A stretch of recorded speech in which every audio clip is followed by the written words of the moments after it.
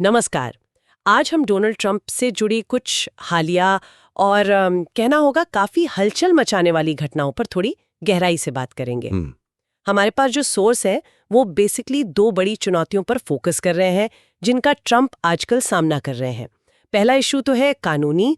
एक अमेरिकी higher court ने उनके लगाए कुछ टैरिफ्स को जिस तरीके से वो लागू किए गए उस प्रक्रिया को ही अवैध कह दिया है।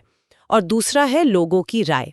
उनकी अप्रूवल रेटिंग में एक ऐसी गिरावट आई है जिसे सोर्स ऐतिहासिक बता रहे हैं। तो आज हम कोशिश करेंगे इन सोर्सेस को देखकर समझने की कि ये सब चल क्या रहा है और इसके मायने क्या हो सकते हैं। चलिए शुरू करते हैं। तो सबसे पहले बात करते हैं उस पहले बड़े झटके की जो अदालत से आया है। हाँ बिल्कुल। अमेरिकी हायर कोर्ट का फैसला। साफ साफ कहें तो कोर्ट ने कहा है कि ट्रंप ने जो टैरिफ लगाए वो तरीका ही गैरकानूनी था। और बात सिर्फ इतनी ही नहीं है, रिपोर्ट्स देखें तो पता चलता है जजों ने काफ़ी सख्त बातें भी कही हैं। उनका मानना है कि राष्ट्रपति ने अपनी शक्तियों का गलत इस्तेमाल किया। जिस तरह से ये टैरिफ थोपे गए वो तरीका ठीक नहीं था, कानून के हिसाब से सही नहीं था। हाँ वो ये कह रहे हैं कि इस तरह से टैरिफ लगाना राष्ट्रपति के अधिकार क्षेत्र में नहीं आता। इस ढंग से तो बिल्कुल नहीं। अच्छा, ये भी समझना इंटरेस्टिंग है कि ये मामला कोर्ट तक पहुंचा कैसे। जानकारी के मुताबिक ये कहानी कुछ महीने पहले शुरू हुई थी। हाँ। जब ट्रंप ने ये टैरिफ लगाए तो अमेरिका के ही कुछ नेताओं ने इसे निचली अदालत में चैलेंज किया था।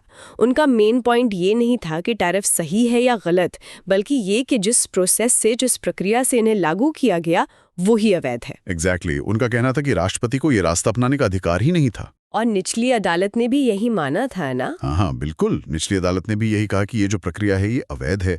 तो ये एक तरह से वो क्या कहते हैं, सरकार की शक्तियों पर कोर्ट का नियंत्रण, चेक्स एंड बैलेंसेस वाला मामला बन गया।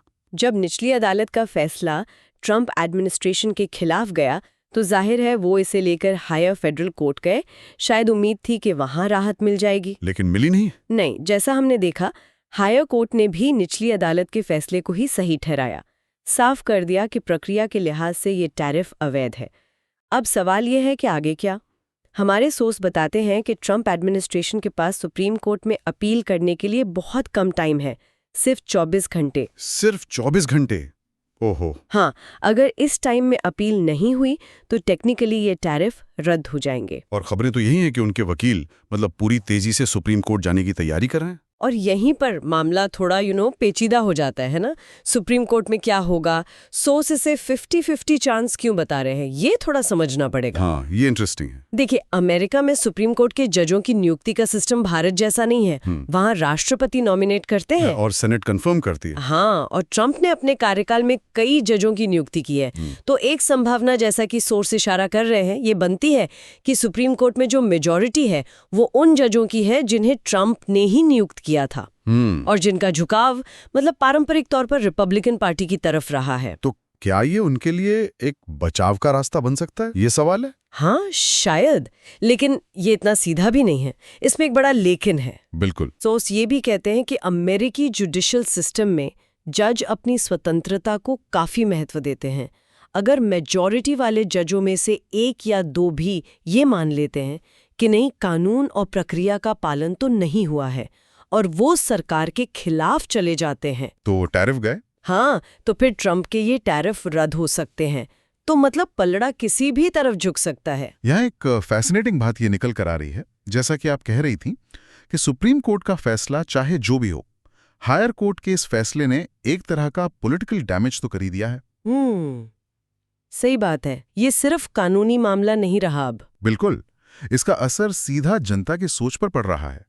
इन रिपोर्ट्स के हिसाब से अमेरिकी लोगों में ये मैसेज जा रहा है कि शायद राष्ट्रपति कानून के दायरे से बाहर जा रहे हैं।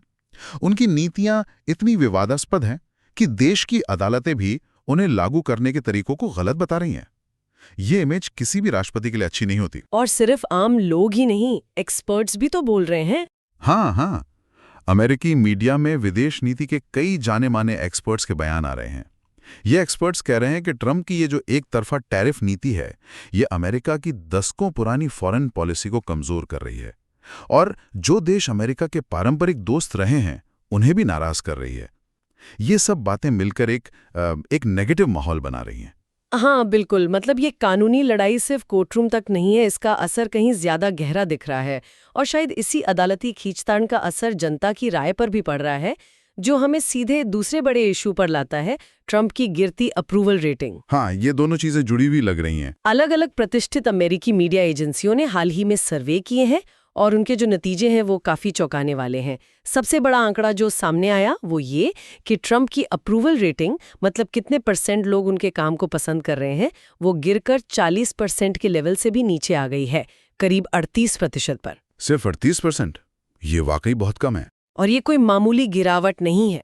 सोर्स इस बात पर जोर दे रहे हैं कि पिछले लगभग 65 सालों में ये पहली बार हुआ है कि किसी अमेरिकी राष्ट्रपति की अप्रूवल रेटिंग उनके कार्यकाल के पहले साल में ही 40% से नीचे चली गई हो। हाँ, ये अपने आप में एक रिकॉर्ड है, लेकिन ऐसा रिकॉर्ड जो कोई नहीं चाहेगा। इसकी तुलना अगर हम हाल के प्रेसिडेंट से करें तो ये आंकड़ा और भी चिंताजनक लगता है। सोर्स याद दिलाते हैं कि पिछले कार्यकाल में जो बाइडेन की मिनिमम अप्रूवल रेटिंग भी 41% तक गई थी।